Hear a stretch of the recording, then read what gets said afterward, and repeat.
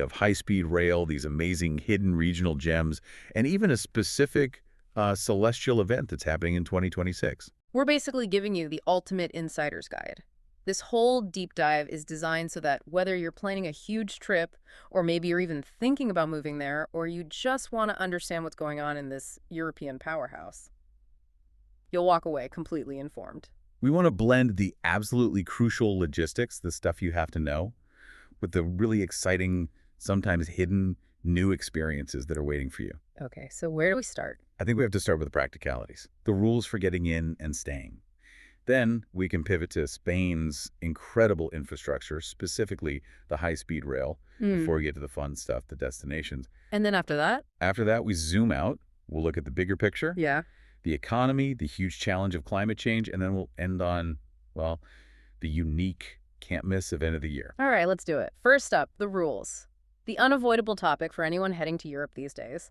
By 2026, the EU's border policies are getting a really serious two-pronged update, and this is going to affect, what, like 60-something countries?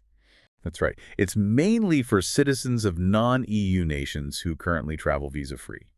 And the two systems you have to get your head around are Etias and EASE. Okay, Etias and EASE, they sound similar. What's the difference? They serve very distinct functions. Let's start with Etias. That's the European Travel Information and Authorization System. Fundamentally, it's a digital pre-travel authorization.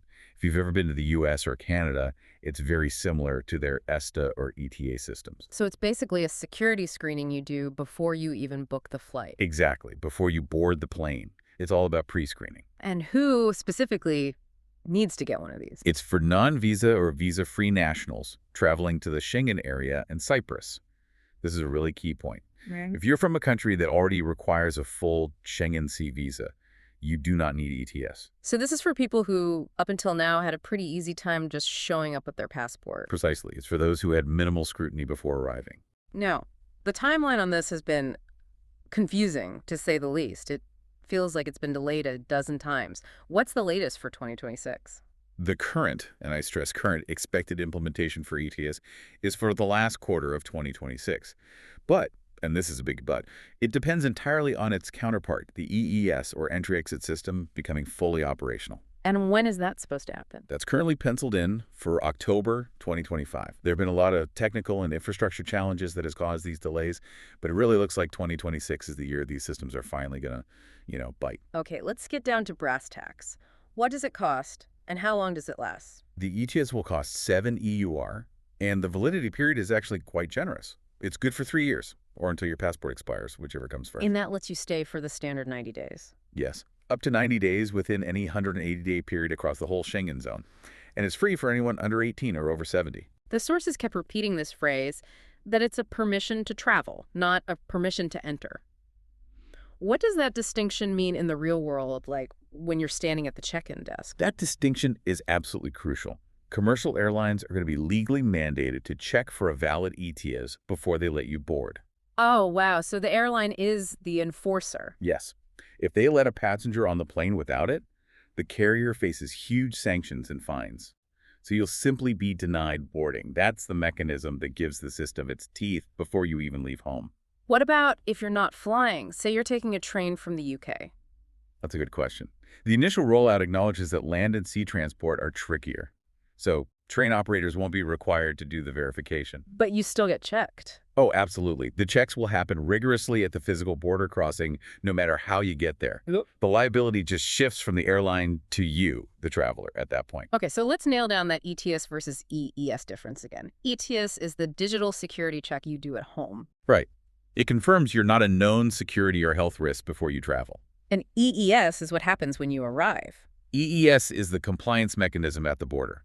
The entry-exit system is this big, automated, interconnected IT system.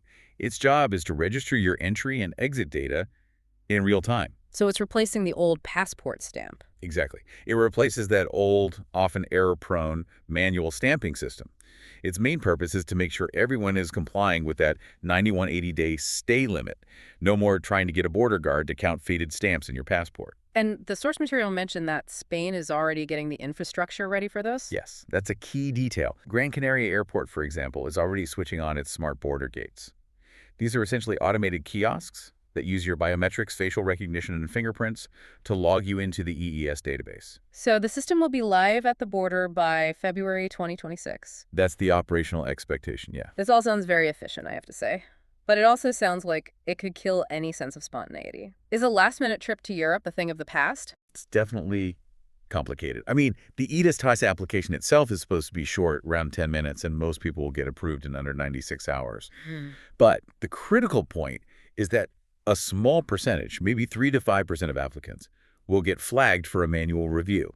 This could be because of a name match or some other security concern. Yeah. And those reviews can delay your authorization for up to 4 weeks. 4 weeks. So if you wait until the last minute and you're one of that unlucky 5%. Your trip is ruined. Exactly. So the takeaway here is that planning 4 to 6 weeks in advance is now a non-negotiable part of your travel prep.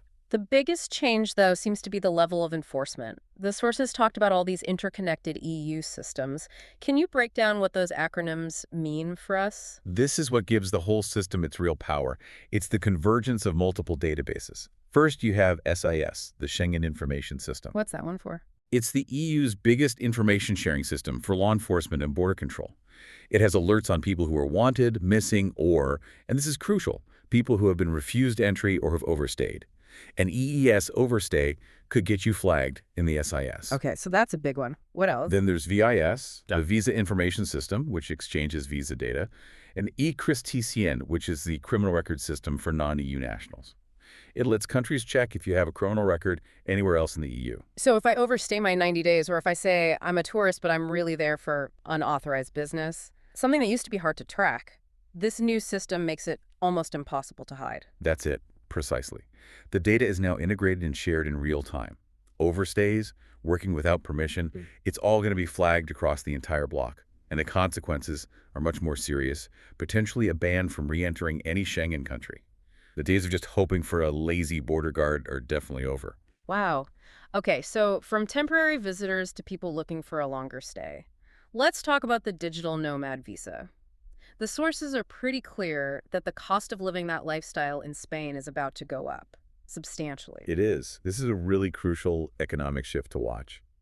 Spain's digital nomad visa, the DNV, was introduced back in January 2023 and has been a wild success. It's attracted nearly 28,000 non-EU residents in less than 2 years. So what are the basic requirements for that? Well, you have to prove that 80% of your income comes from outside Spain, you need private health insurance, and you have to pass background checks. Simple enough. But the problem is that the income threshold is tied to Spain's minimum wage, the SMI, right? And that's always changing. And that's the core of the issue for 2026. The SMI is expected to rise because of ongoing negotiations between the government and unions, and the DNV's monthly earnings test is a direct multiple of that wage. So what's the current number and where's it headed? Right now, the minimum you need to earn is $2,763 a month. For 2026, the negotiations suggest that this threshold is going to jump pretty dramatically, landing somewhere between $3,033 to $3,200 a month. That's a potential increase of nearly 16%. That seems like a massive hurdle, especially if you're a freelancer or someone just starting a company. Isn't that kind of counterproductive if you're trying to attract international talent? That is the exact controversy our sources highlight. You have two very vocal opposing sides. On one hand, you have the unions who strongly support this increase. Why? Their argument is that a high DNV threshold protects local wage standards from being undercut. They worry that a flood of international remote workers could depress local salaries if the bar for entry is too low. So a concern about wage compression. Exactly. But on the other side, you have startup organizations and immigration advisors who are deeply concerned. They're afraid this is going to price out the very early stage entrepreneurs and freelancers who have been so important in revitalizing Spain's second-tier cities. You mean places like Valencia, Malaga? Yes, Valencia, Malaga, Bilbao. Cities where the cost of living is much lower than Madrid or Barcelona. These places have been actively targeting digital nomads to help with regeneration, and a high entry barrier could really stifle that progress. It's a real tension, isn't it? Do you want a few high-earning established remote workers, or do you want a more diverse, energetic influx of new entrepreneurs who might have less cash? It's a classic economic balancing act. For companies and for individuals thinking about applying, the practical take is clear. You need to reforecast your budgets. And it's not just the main applicant, right? It affects dependents, too. Correct. The add-ons for dependents are also tied to the SMI. A spouse requires an additional 75% of the SMI, and each child needs 25%. So if the base SMI goes up, all of those financial tests go up with it. So if you're listening to this and you're thinking about a DNV application for 2026, what's the immediate action item? I would say accelerate. If you can get your application in during 2025, under the lower threshold, you absolutely should. And the sources give another tip for people already there. The backlogs are huge, so submit your renewal application at least 60 days before your current one expires. Okay, that is some seriously practical advice. So we've covered how to get in and how to stay. Let's shift to how to get around once you're there. And if Spain has one defining infrastructural triumph, it has to be its high-speed rail network. It's truly world-class. It really is. Spain actually has the longest high-speed rail, or HSR, network in all of Europe. It's almost 4,000 kilometers long. Globally, it's second only to China, which is just remarkable when you think about the relative size of the two countries. And this didn't just pop up overnight. I found the political context behind its launch back in the 90s really fascinating. The foundation was laid in 1992, the first line launched connecting Madrid and Seville, and it was perfectly timed to coincide with the Seville Expo 92. And the choice of who built it was pretty political, wasn't it? It was. There was a big debate. Spain ended up choosing the French Alstom bid, using their TGV technology, over bids from Germany's Siemens and even a domestic supplier, Telgo. And the sources suggest that wasn't just about the tech. The historical analysis suggests it was partly a political reward. The idea is that the government used the contract to thank France for its increased cooperation in cracking down on ETA activists who had been using southern France as a safe haven. Whatever the reason, that decision had a huge long-term impact on the network, didn't it? Specifically with the track gauge. Absolutely. Spain's traditional rail network used a wider Iberian gauge. But for the HSR, they chose the French standard gauge. And by doing that, they guaranteed future compatibility with the rest of Europe. Which paid off years later. Massively. It's what allows for that seamless connection directly into the French network through the Perthes Tunnel. No changing trains, no complex engineering to change the wheels. It just works. So today, the network is way more than just the original AVE service. There are all these different service types and, importantly, private competitors. The market has really opened up. Renfe, the state operator, still runs the flagship AVE for long distance and the Avant for mid-distance regional trips. But deregulation has brought in serious competition. You've got Ouigo España, which is backed by the French National Railway, and Evio, backed by Italy's. And they're competing on the big routes, like Madrid to Barcelona. Very aggressively. It's great for consumers. And then you also have these amazing mixed-gauge trains, the Alvia and Eurum services. They can run on both the new high-speed lines and the old conventional lines, bringing faster service to regions that don't have dedicated HSR track yet. Now, here's the bit of engineering that really stood out to me, something that directly impacts travelers in 2026. The Madrid Interconnector. It's a relatively short tunnel, but it solved a massive operational headache. It's arguably the most significant logistical improvement since the first line opened. It's a 7.3-kilometer tunnel that opened in July 2022, and it connects Madrid's two main stations, Atocha and Chamartín. Explain the old problem this solved. Why was going through Madrid such a pain? Well, historically, Madrid was two separate rail hubs. All the trains from the north terminated at Chamartín station in the north of the city, and all the trains from the south and east terminated at Atocha in the south. So if you wanted to go from, say, the north to the south... Yet, you'd have to get off the train, navigate across the city on the local commuter service, and then get on your connecting high-speed train at the other station. It was a nightmare for connections and reliability. And this interconnector solves that by just going underneath the city. Exactly. It allows for what's called through running.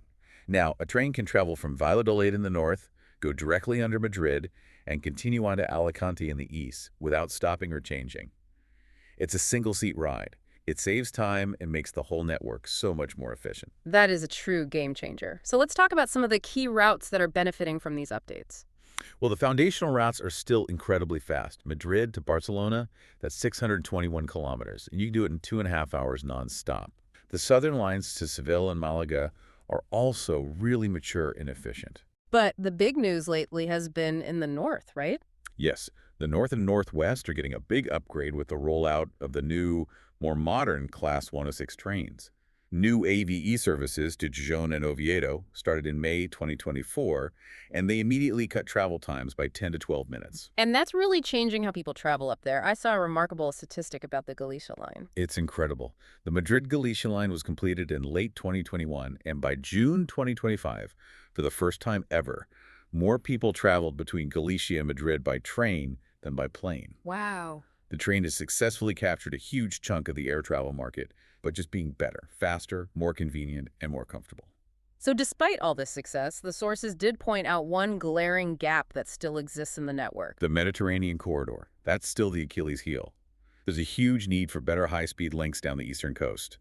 Right now, taking a fast train from Barcelona to Valencia takes about the same time as driving. Which makes the train a bad option. Exactly. So completing that corridor to properly connect Valencia, Malaga, and the rest of Andalusia with true high-speed rail is the next big political and engineering priority. Okay, so we know how to get in, we know how to get around. Let's switch from infrastructure to inspiration. Where should our well-informed traveler be looking for a trip in 2026? The sources point pretty squarely to the north. We have to talk about the Basque Country, or Euskadi. It just got a very prestigious nod as a National Geographic Best of the World pick for 2026. And that kind of recognition means it's really hitting the mark for authentic, deep cultural travel. What gives it that edge over, say, the southern coasts that everyone knows? I think it's the contrast. This is a region defined by its Atlantic climate. So you get these dramatic, lush green landscapes, rugged cliffs, amazing surfing beaches, and yes, a bit more cloud and drizzle than in the south. And it has this really distinct culture. A very distinct culture centered on the unique Euskara language, which has no connection to Spanish or French. It's this blend of the hyper-modern, like the Guggenheim in Bilbao, with this deep, ancient identity. The sources describe it as walkable, well-connected, and just full of life. So let's break down the three main cities because they each seem to offer something different. First, you have Bilbao. It's the classic story of industrial transformation. It went from a gritty port city to a major cultural hub anchored by the Guggenheim. It's known for incredible riverside architecture and these really lively pinso bars. Then there's Donos de San Sebastian, which is probably more famous internationally. San Sebastian is the elegant seaside gem.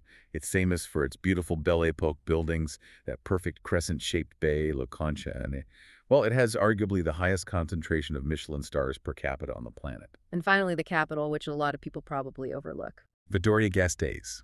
It's the calmer, greener alternative. It has this wonderfully preserved medieval core, huge parks, and a big commitment to cycling. It consistently gets ranked as one of Spain's most livable cities. You can't talk about the Basque Country without talking about food. And the way they eat is totally different from the rest of Spain. Food is the absolute cornerstone of the culture there. And the star of the show isn't tapas, it's pinzos. What's the difference? A pinzo is a much more creative, elaborate little snack, often served on a piece of bread and pierced with a toothpick. They're designed to be eaten quickly, standing at the bar. This encourages the social ritual of ticateo, which is basically bar hopping.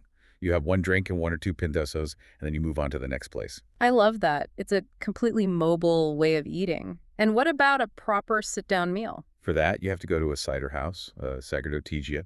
They're usually in the villages inland. You get a set menu, often served at these long communal tables, and it's all about local produce.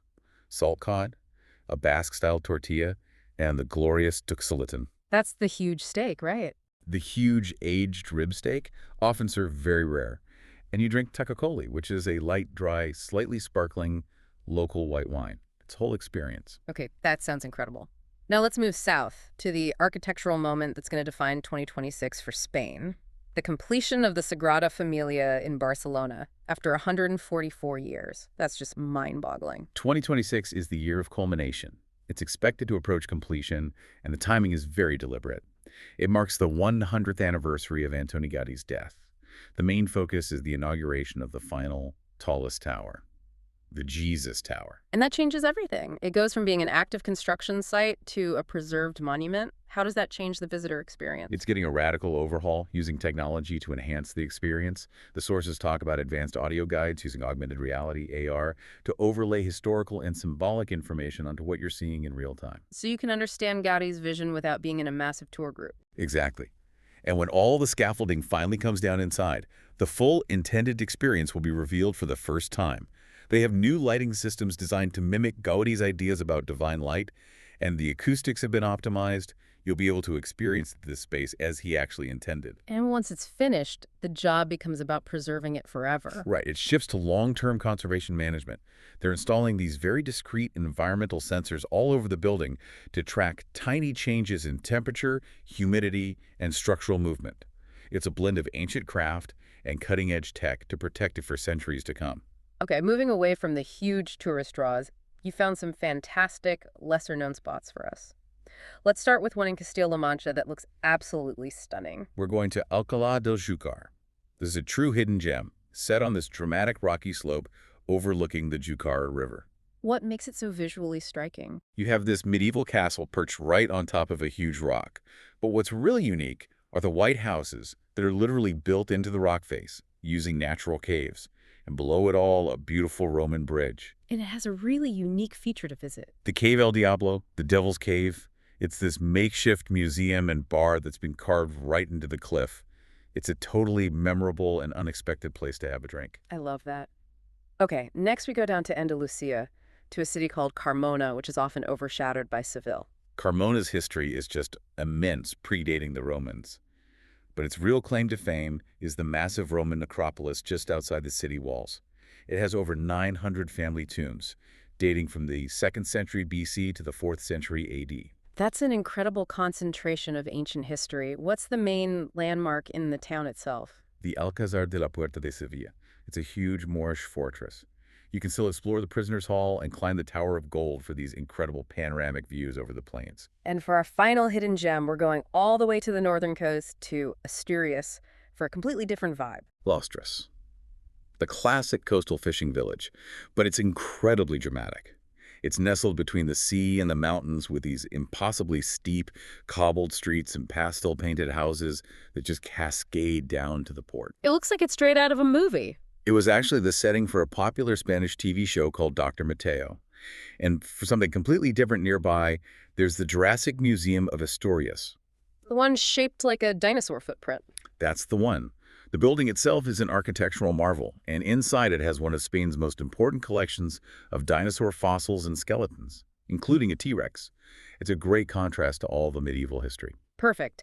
Okay, we've covered logistics, we've covered inspiration. Let's zoom out and look at the big picture. Heading into 2026, how healthy is Spain's tourism sector? The prognosis is very strong. The sector has shown incredible resilience post-pandemic. It broke records in 2023, and analysis confirms it's the world's second fastest recovering tourist destination. The growth is set to continue. The sources used an interesting term. They called international tourism in Spain an economic luxury good. What does that actually mean? It's an economic term.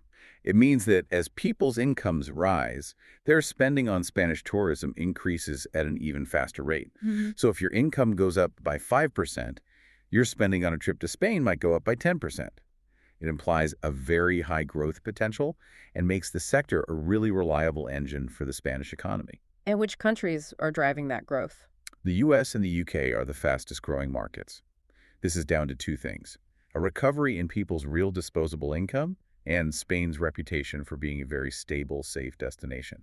You mentioned geopolitical stability. The sources drew a direct line between instability elsewhere and more tourists coming to Spain. It's a clear diversion effect.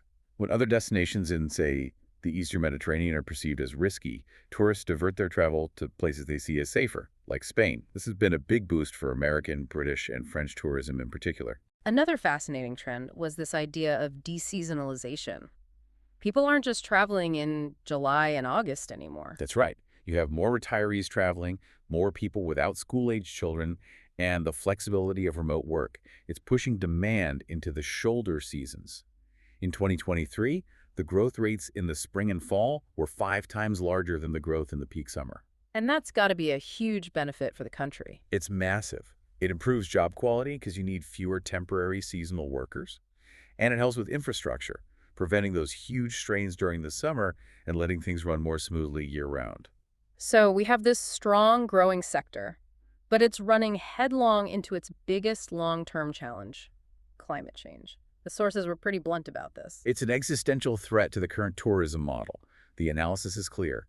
Spain's coastal and island regions, the very places that drive its tourism, are among the most vulnerable areas in Europe to climate change. And we're already seeing this in the spending data. Yes, even between 2019 and 2023, the warmest parts of the country saw noticeably slower growth in tourism spending compared to the cooler regions. Tourists are already adapting their behavior because of the heat. Let's get into that heat wave effect because the data was really specific. The data from credit card payments during heat waves shows this dramatic shift in behavior. For every 1 degree Celsius above the historical average, tourist spending drops by 0.27% between noon and 5 p.m. The hottest part of the day. Right, people are just shutting down, going inside, and avoiding the heat. And they shift that spending to the cooler hours. Precisely. The counter effect is a 0.14% increase in spending between 10 p.m. and 7 a.m. People are moving their dining and entertainment into the night. But the overall effect is still negative. Correct. When you add it all up, there's still a net drop of 0.12% in total spending for each extra degree of heat.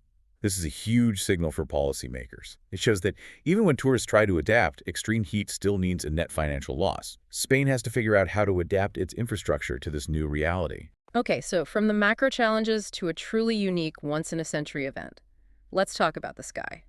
The total solar eclipse of 2026. This is just phenomenal. On Wednesday, August 12, 2026, Spain gets its first total solar eclipse visible from the mainland in over 100 years. The astronomical alignment is just perfect. And the timing is incredible. It happens around sunset, and it lines up with the peak of the Perseid meteor shower that same night. Talk about a double feature. The key is the path of totality, that narrow band where the moon's shadow completely blocks the sun. This path sweeps right across the northern half of Spain at sunset.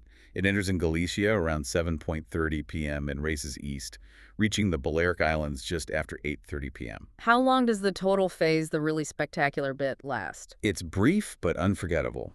Totality, when day plunges into twilight and you can see the sun's corona, will last from a few seconds up to just under 2 minutes, depending on where you are. And because the sun will be so low on the horizon, the darkness is going to feel especially dramatic. So where are the prime viewing spots? If you're planning a trip around this, where should you go? You want to be in the northern third of Spain. Key cities right in the paths include A Coruña, Oviedo, León, and the entire Basque region. Burgos is a great target. It should get about 105 seconds of totality. Farther east, Castón de la Plana gets about 94 seconds, and even Palma, Mallorca, gets 96 seconds. And what if you're outside that path, down in Madrid or Andalusia? Is it still worth watching? Oh, absolutely. You'll still see a very deep partial eclipse. The moon will cover a huge chunk of the sun, and it creates this really eerie dim light. You also get these amazing sharp crescent-shaped shadows if you look at the light filtering through tree leaves. Safety is obviously a huge deal for this. What's the #1 rule? The #1 rule is safety is non-negotiable. You must use certified eclipse glasses or proper solar filters.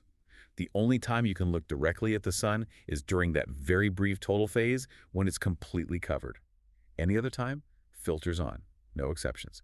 And if you don't have glasses, you can use simple projection tricks. A pinhole in a piece of cardboard works great. You're not looking at the sun, you're looking at its projected image. Fantastic. Okay, let's bring it back down to earth, to Barcelona, for some practical local tips from the sources. If you're a solo traveler, where should you stay for safety and convenience?